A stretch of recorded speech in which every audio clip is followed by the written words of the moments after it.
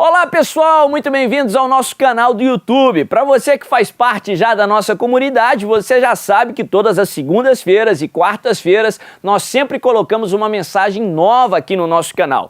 Quarta-feira a gente coloca uma série especial, exclusiva aqui para o nosso canal, e nas segundas-feiras nós colocamos as mensagens que são ministradas na nossa igreja local, na sede da Igreja Fonte da Vida em Goiânia. Hoje é segunda-feira e eu tenho a certeza que essa mensagem vai falar muito ao seu coração. Mas antes eu quero te pedir para curtir esse vídeo, se inscrever no canal se você ainda não fez. Isso vai ajudar o algoritmo do YouTube a entregar esse vídeo para ainda mais pessoas e fazer também a sua parte de compartilhar nos grupos de WhatsApp, nas suas redes sociais, para que ainda mais pessoas sejam alcançadas e abençoadas em nome de Jesus. Abre o seu coração, porque Deus vai falar com você. Abra a tua Bíblia comigo no livro de João, no capítulo 11, João 11, verso 17. A Bíblia diz assim: ao chegar, Jesus verificou que Lázaro já estava no sepulcro, havia 4 dias. Betânia distava a cerca de 3 quilômetros de Jerusalém, e muitos judeus tinham ido visitar Marta e Maria para confortá-las pela perda do irmão. Quando Marta ouviu que Jesus estava chegando, foi encontrá-lo, mas Maria ficou em casa. Disse Marta a Jesus: Senhor, se estivesses aqui, meu irmão não teria morrido. Mas sei que mesmo agora, Deus te dará tudo o que pedires. Disse-lhe Jesus: o seu irmão vai ressuscitar. Verso 24. Marta respondeu: eu sei que ele vai ressuscitar na ressurreição no último dia. Disse-lhe Jesus: eu sou a ressurreição e a vida. Aquele que crê em mim, ainda que morra, viverá. E quem vive e crê em mim, não morrerá eternamente. Você crê nisso? Ela lhe respondeu: sim, Senhor. Eu tenho crido que tu és o Cristo, o Filho de Deus, que devia vir ao mundo. E depois de dizer isso, foi para casa e, chamando à parte Maria, disse-lhe: o mestre está aqui, está chamando você. Ao ouvir isso, Maria levantou-se depressa e foi ao encontro dele. Jesus ainda não tinha entrado no povoado, mas estava no lugar onde Marta o encontrara. Quando notaram que ela se levantou depressa e saiu, os judeus que a estavam confortando em casa seguiram-na, supondo que ela ia ao sepulcro para ali chorar. Chegando ao lugar onde Jesus estava e vendo, Maria prostrou-se aos seus pés e disse: Senhor, se estivesses aqui, meu irmão não teria morrido. Ao ver chorando Maria e os judeus que a acompanhavam, Jesus agitou-se no espírito e perturbou-se. Onde o colocaram? Perguntou ele. Vem e vê, Senhor, responderam eles. Jesus chorou. Então os judeus disseram: vejam como ele o amava. Mas alguns deles disseram: ele que abriu os olhos do cego não poderia ter impedido que esse homem morresse? Jesus, outra vez, profundamente comovido, foi até o sepulcro. Era uma gruta com uma pedra colocada à entrada. Tirem a pedra, disse ele. Disse Marta, irmã do morto: Senhor, ele já cheira mal, pois já faz 4 dias. Disse-lhe Jesus: não falei que se você cresce, veria a glória de Deus? Então tiraram a pedra. Jesus olhou para cima e disse: Pai, eu te agradeço porque me ouviste. Eu sei que sempre me ouves, mas disse isso por causa do povo que está aqui, para que creia que tu me enviaste. Depois de dizer isso, Jesus bradou em alta voz: Lázaro, venha para fora. O morto saiu com as mãos e os pés envolvidos em faixas de linho e o rosto envolto num pano. Disse-lhe Jesus: tirem as faixas dele e deixem-no ir. Olha que texto tremendo, que texto impressionante. Um texto que fala por si só. A Bíblia fala que Jesus, ele fica sabendo que Lázaro estava enfermo. Ele de propósito, ele fica no lugar que ele estava, no qual distava 2 dias de Betânia, onde Lázaro estava enfermo. Por fim, Jesus vai chegar em Betânia só 4 dias. 4 dias depois que Lázaro havia morrido.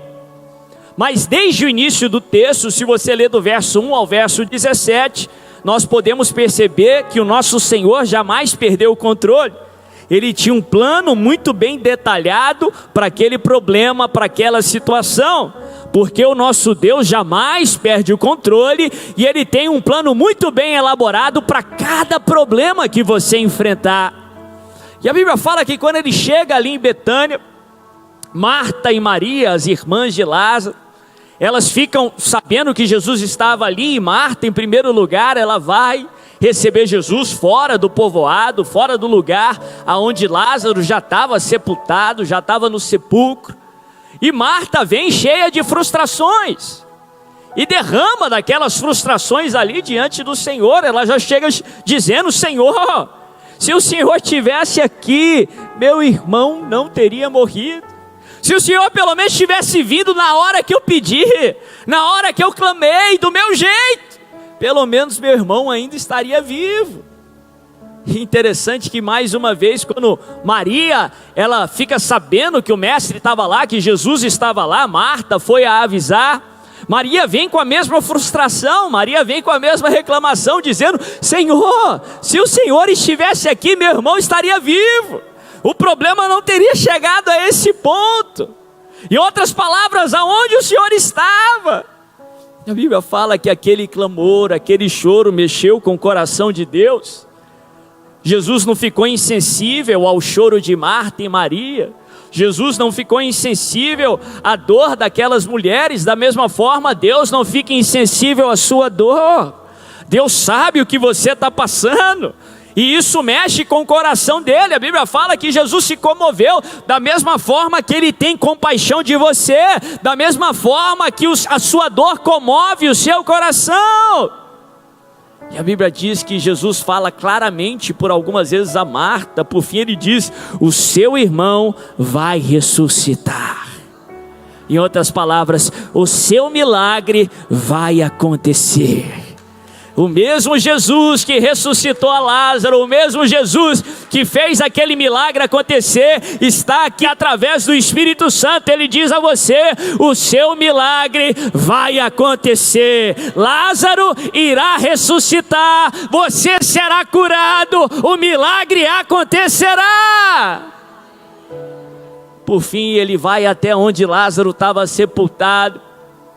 E ele dá uma ordem inusitada. Ele não foi lá para simplesmente lamentar, ele não foi lá para simplesmente consolar. Sim, ele consolou, porque a Bíblia fala que o Espírito Santo também é consolador, mas ele estava lá para resolver o problema. E ele diz para as pessoas: tirem a pedra. Interessante que mais uma vez a frustração de Marta falou alto. Ela disse: Senhor, ele já está morto há 4 dias, já está cheirando mal. Por que o Senhor vai mexer com essa ferida? Por que o Senhor vai mexer com esse problema? Eu já comentei aqui que havia uma crença na época que o espírito da pessoa ficava perto ali do defunto, do corpo, por 3 dias. No 4º dia o espírito ia embora. Para aquele contexto, para aquelas pessoas, já não havia chance mais de se recuperar, não havia chance mais de Lázaro reviver. E Marta expressa a sua frustração. Olha que interessante, como que se falando: Senhor, não mexe com isso mais. A frustração de Marta estava agindo contra a ação de Jesus. Estava tentando impedir Jesus de remover a pedra. Estava tentando impedir Jesus de fazer a ressurreição, de fazer um milagre. Aprendendo isso nesse texto e percebendo isso nesse texto, isso gera um temor no meu coração. Porque da mesma forma nós estamos sujeitos às frustrações. Quando as coisas não acontecem da maneira que queremos, quando as coisas não acontecem no modo que estamos pedindo, muitas vezes nos frustramos até com Deus.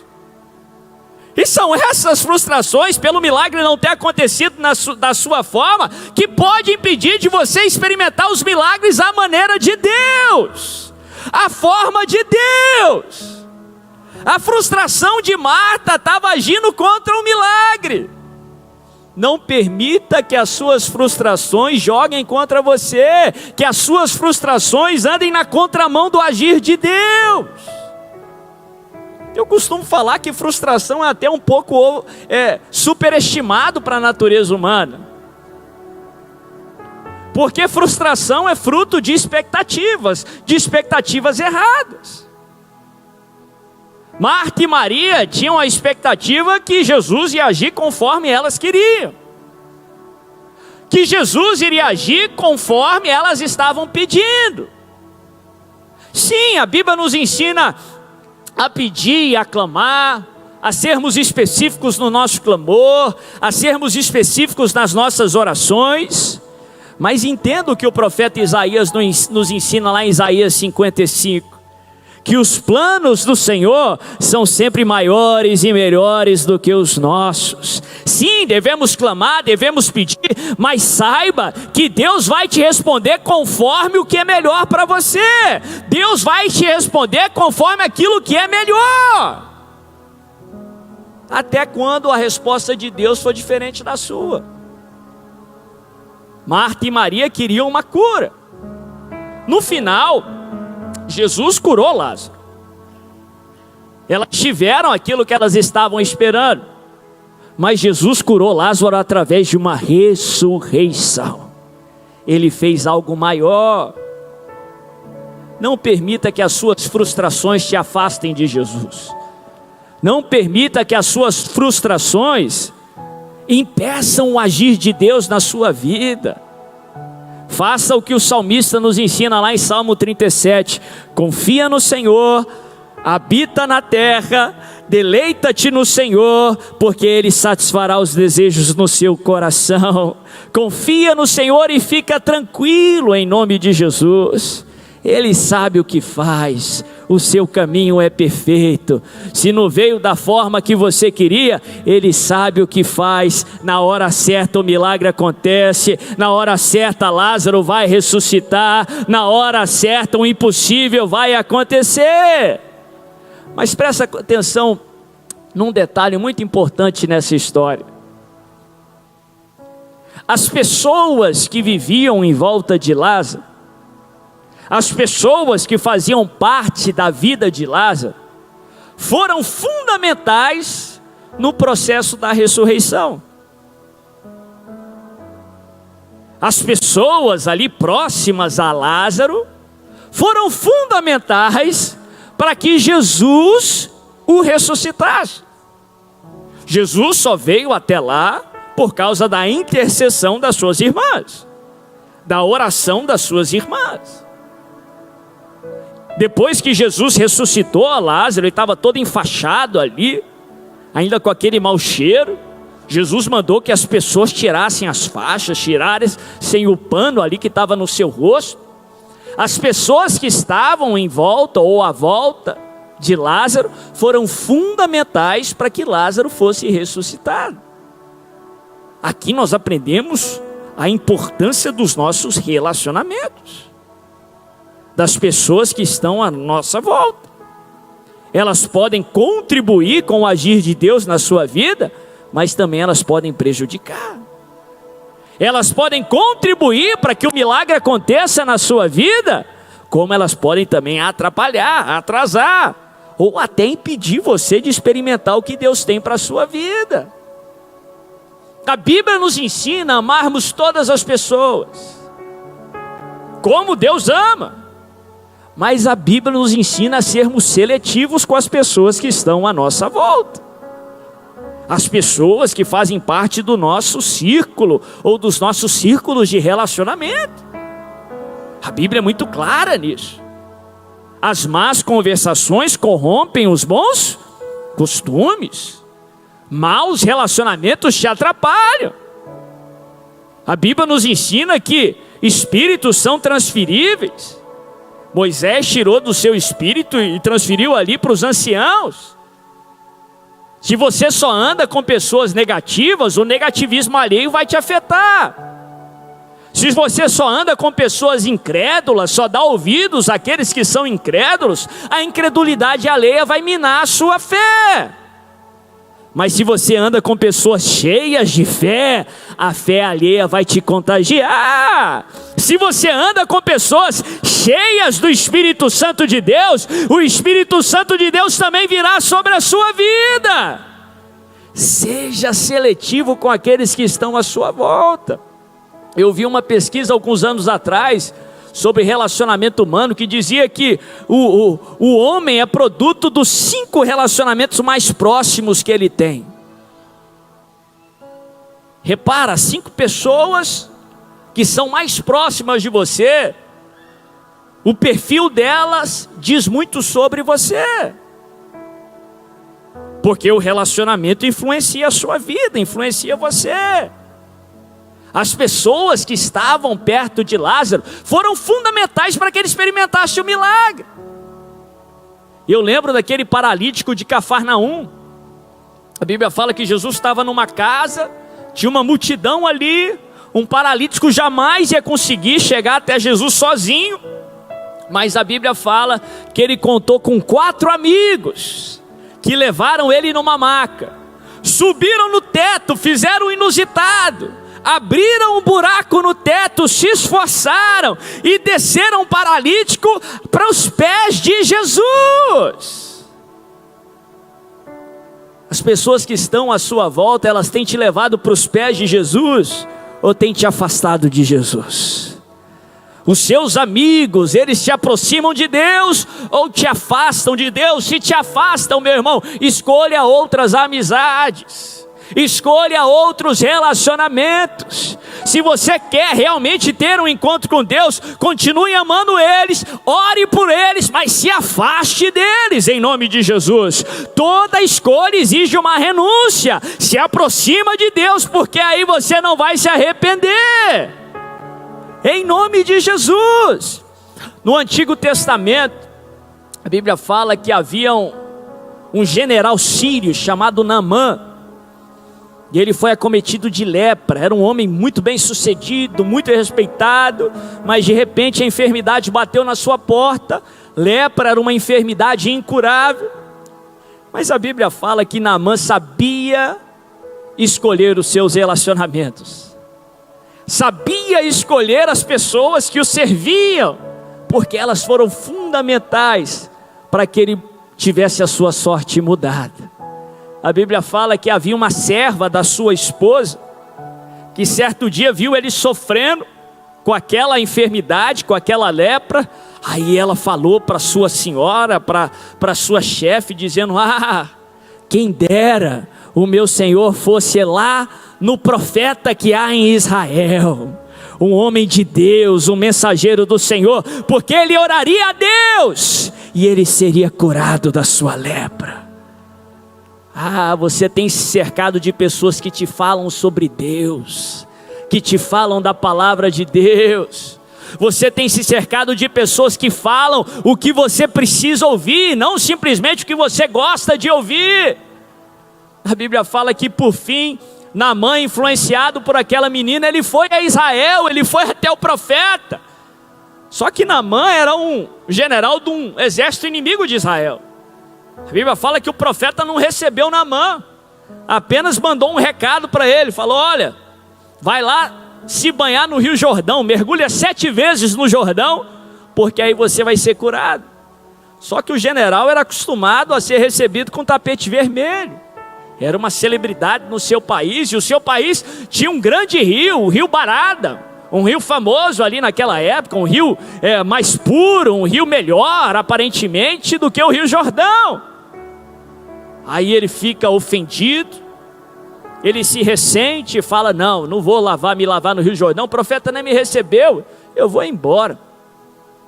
Cuidado aí com o tal do ficar ofendido. Eu costumo falar que as ofensas são inevitáveis, mas ficar ofendido é uma decisão. Quem fica ofendido fácil não experimenta o milagre de Deus. A Bíblia fala que ele, voltando ali para a Síria, de repente um dos seus servos vira para ele e diz: Senhor, se o profeta tivesse mandado algo difícil, você não faria? Agora ele falou algo tão simples, banhar 7 vezes no rio.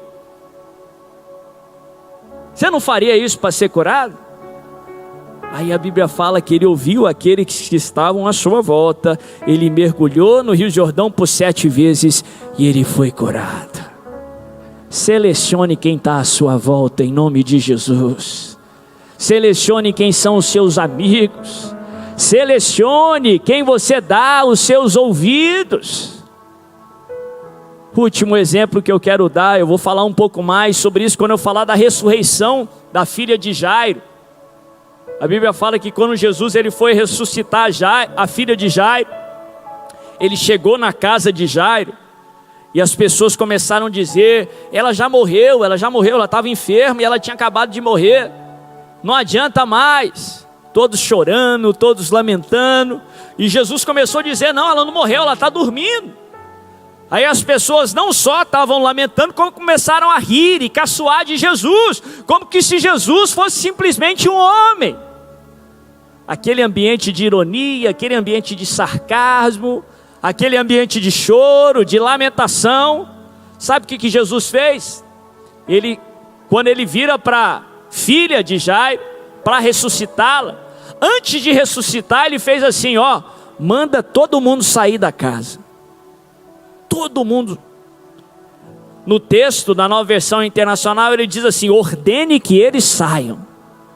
Saiu todo mundo da casa, só ficou os pais da criança e mais 3 discípulos. Ele mandou todo mundo embora do ambiente, sabe por quê? Aquele negativismo, aquele sarcasmo, aquela ironia estava impedindo o milagre de acontecer. Muitas vezes, para experimentar a ressurreição de Deus na sua vida, você vai ter que sair de alguns ambientes. Você vai ter que abrir mão de alguns relacionamentos. Você vai ter que, no amor, ordenar algumas pessoas para saírem de perto de você. Ou você vai ter que sair de perto de algumas pessoas. Mas não mece esforços em nome de Jesus. Selecione pessoas de Deus, pessoas de fé para estar do lado de você, porque quando você fraquejar na fé, a fé deles vai te fortalecer. Quando a dúvida bater no seu coração, a fé alheia vai te fortalecer. Quando o seu espírito esmorecer, o Espírito Santo de Deus que está no teu irmão vai te fortalecer em nome de Jesus, e o seu milagre vai acontecer.